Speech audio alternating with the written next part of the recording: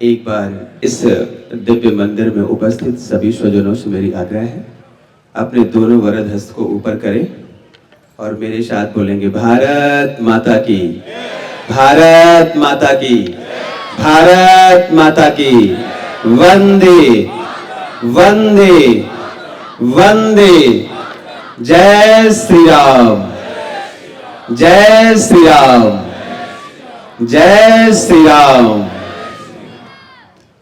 आज नेह नीड संस्थान रूपी दिव्य ज्ञान के मंदिर में आने का शुभ अवसर प्राप्त हुआ। मैं ज्ञान की देवी मां शारदे के श्री चरणों में नमन करता हूं, वंदन करता हूं। मंच पर उपस्थित भगवान श्री राम कथा के महान मर्मज्ञ पूज्य महाराज श्री, उपस्थित सभी विद्वत जन का मैं अभिनंदन करता हूं, वंदन करता हूं। और आज ज्ञान के इस दिव्य उत्सव में जो यहाँ संपूर्ण जनमानस विराजमान है, मैं अयोध्या की भूमि से आप सभी के लिए बहुत साधुवाद, मंगल कामनाएं प्रेषित करता हूँ। और जिस निमित्त हम सभी का आगमन हुआ, अभी मैं इन बालकों के पुरुषार्थ को देख रहा था, जो मां शारदे के सरोवर में सुंदर श्वेत पुष्प के रूप में बैठे हुए हैं। अद्भुत, अकल्पनीय। मुझे ऐसा महसूस हो रहा था कि जिस प्राचीन भारत में गुरुकुल परंपरा संचालित थी और भारत के ऋषियों ने स्वयं में भारत बनकर के दुनिया का नेतृत्व किया और भारत को विश्व गुरु के रूप में स्थापित किया, शायद ऐसे ही मेरा भारत रहा होगा। वो आज अभी मैं देख रहा था, आप सभी ने देखा कि हमारे नन्हे नन्हे बच्चे मार्शल आर्ट का दिव्य प्रदर्शन कर रहे हैं, योग की अद्भुत क्रियाओं का संचालन कर रहे हैं, नृत्य में जो उनकी धार्मिकता और भारतीय संस्कृति का प्रवाह दिख रहा था। अभी छोटा सा एक बालक मंच का संचालन कर रहा था।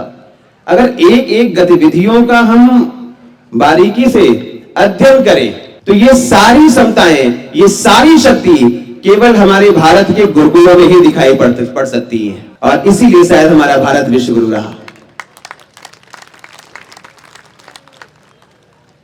आज हर एक गार्जियन को, हर एक माता पिता को एक सीख लेनी है इस नेह नीड संस्था के माध्यम से कि अगर हमारे बालकों का जो है सर्वांगीण विकास होना है, चाहे वो योग के क्षेत्र में हो, चाहे धर्म के क्षेत्र में हो, आध्यात्म के क्षेत्र में हो, अगर उन्हें योग के पुरुषार्थी बनना है, योग की शक्ति धारण करनी है, मार्शल आर्ट की शक्ति धारण करनी है, साहित्य की शक्ति धारण करनी है, शिक्षा की शक्ति को धारण करना है, धर्म और आध्यात्म की शक्ति को धारण करना है, धारणा की शक्ति को धारण करना है, उन्हें संस्कारवान बनाना है, उन्हें शिक्षाविद बनाना है, तो उनके लिए मात्र एक विकल्प है, गुरुकुल।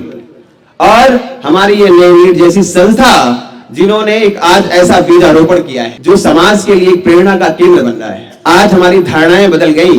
हर माता पिता अपने बच्चे को कॉन्वेंट में भेजने की कोशिश करता है। कॉन्वेंट वो है, कॉन्वेंट मतलब लावारिश विद्यालय, और वहां जो मादर फादर पढ़ाते हैं ना, वो लावारिश माता पिता है।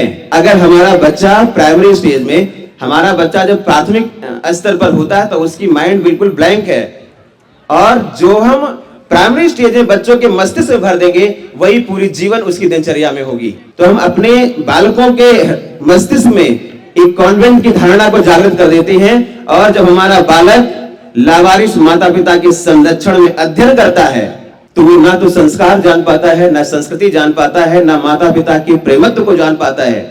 इसीलिए भारतीय संस्कृति घर को प्रथम पाठशाला बना देती थी, और वही बालक जब वहां से लौट करके माता पिता को अनाथालय में डाल देता है तो गलतियां किसकी है? क्योंकि हमने अपने बच्चों को पहले अनाथालय में डाल दिया, कॉन्वेंट में डाल दिया, जहां संस्कार शून्य हो जाता है, केवल शिक्षा रह जाती है। लेकिन हमारे गुरुकुल के बच्चे, हमारे इन भारतीय संस्कृति के संस्थानों के बच्चे शिक्षा के साथ साथ धर्म का अनुसरण करते हैं, संस्कृति का अनुसरण करते हैं, सदाचार का अनुसरण करते हैं, संस्कार का अनुसरण करते हैं। हमारी गुरुकुल की परंपरा थी, प्रातः काल उठकर रघुनाथा, मातु पिता गुरु नाम महिमा था।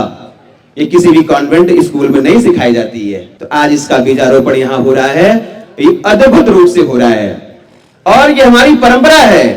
भारत ऋषियों की भूमि है, भारत संतों की भूमि है, और भारत के एक एक ऋषियों ने स्वयं में भारत बनकर के इस वसुधा का नेतृत्व किया है। अगर हम एक एक ऋषि की बात करें, एक महर्षि पतंजलि हमारी अयोध्या की भूमि पर जन्मे और 84 लाख योनियों पे अनुसंधान किया अकेला व्यक्तित्व संपूर्ण वसुधा को योग देकर के आरोग्य कर दिया। एक ऋषि हमारे धन्वंतरी निकले, करोड़ों पौधों पर अध्ययन किया।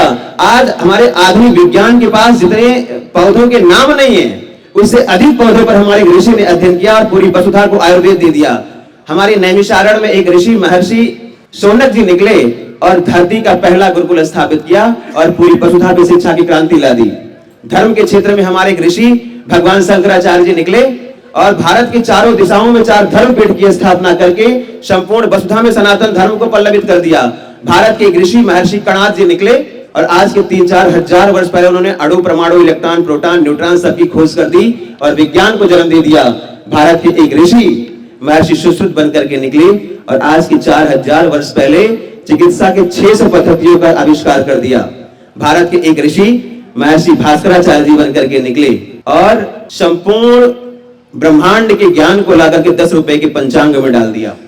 आज हमारी मॉडर्न साइंस, आज हमारे कॉन्वेंट के पढ़े लोग जो सर्च करते हैं, चाहे वो नासा हो चाहे इसरो हो, एक चंद्रमा की परिधि की परिक्रमा लगाने के लिए पूरा विश्व अरबों खरबों रुपए खर्च करता है, लेकिन हमारे भारत के ऋषियों ने यम, नियम, लेटो, प्लेटो, शुक्र, चंद्रमा, बृहस्पति सबकी संपूर्ण ज्ञान को लाके 10 रुपए के पंचांग में डाल दिया। ये हमारे गुरुकुलों के आध्यात्मिक शिक्षा का प्रभाव है, ये हमारे गुरुकुलों के योग शिक्षा का प्रभाव है। कि हमारे बच्चों में इतना व्यापक संस्कार, इतना अधिक जो है सात्विकता होती है, इतना अधिक संस्कार की पराकाष्ठा होती है कि वो अपनी वाइब्रेशन से, अपनी ऊर्जा शक्ति से, अपनी सकारात्मक शक्ति से जो चाहे वो कर सकते हैं। और भारत जब ऋषियों के सानिध्य में रहा तो भारत में हमारे बच्चे ध्रुव, प्रहलाद, एकलव्य, लव कुश के रूप में जन्म लेते रहे।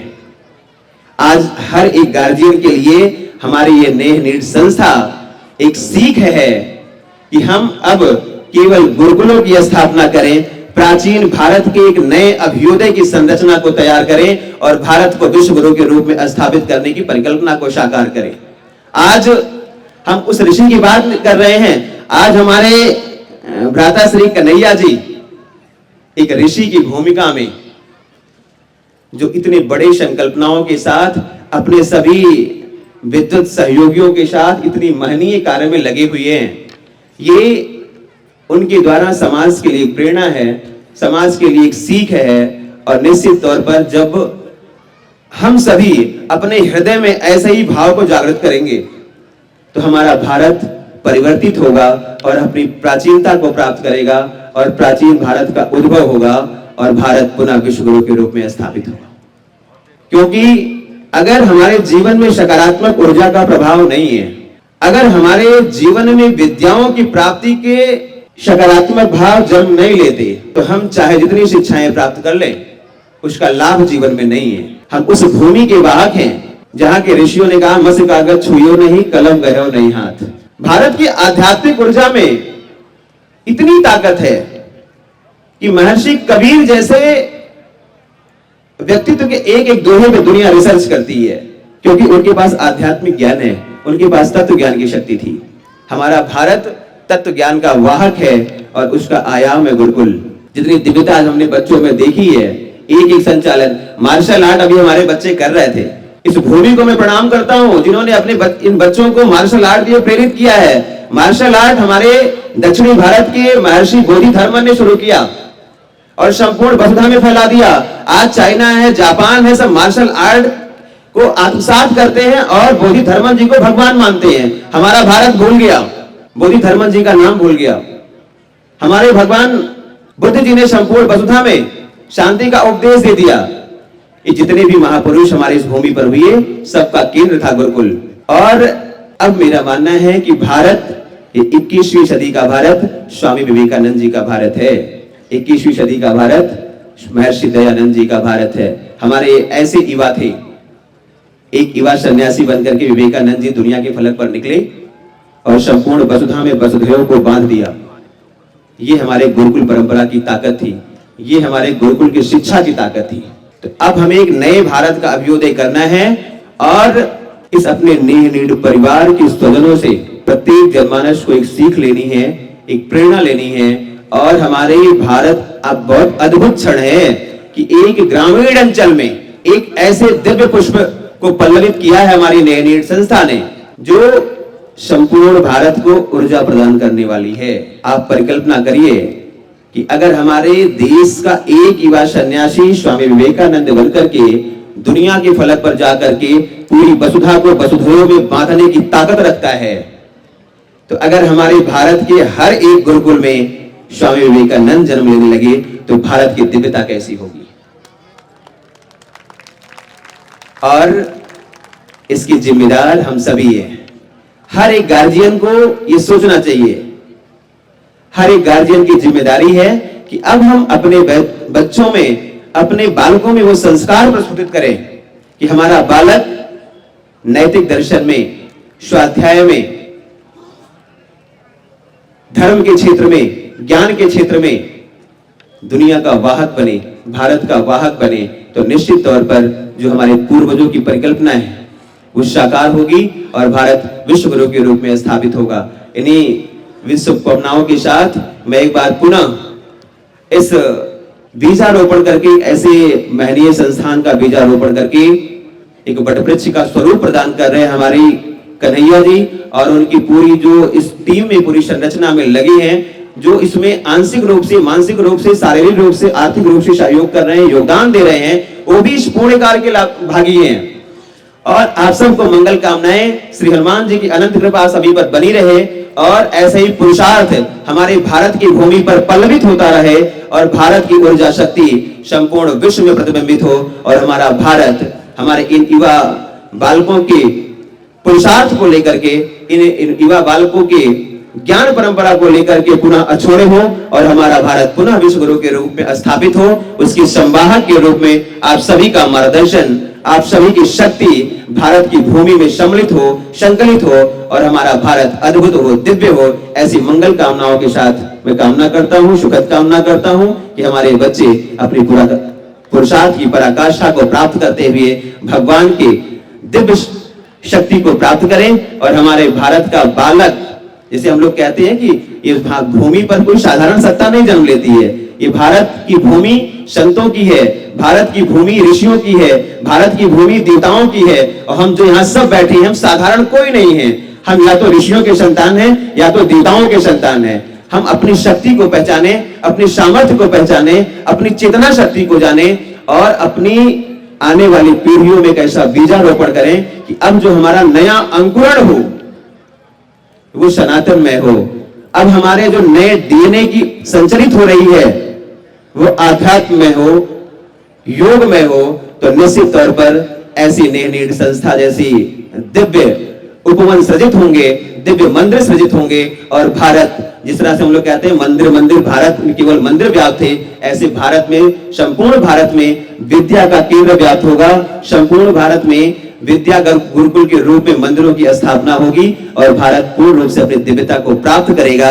ऐसी मंगल कामनाओं के साथ एक बार पुनः नेनीड संस्था को, इस संस्था में कार्य कर रहे सभी स्वजनों को, यहाँ उपस्थित सभी माता पिता को अयोध्या की धरा से मेरा कोटि प्रणाम, नमन, वंदन और अपने यशस्वी बालकों को बहुत मंगल कामनाएं, शुभकामनाएं। जय श्री राम।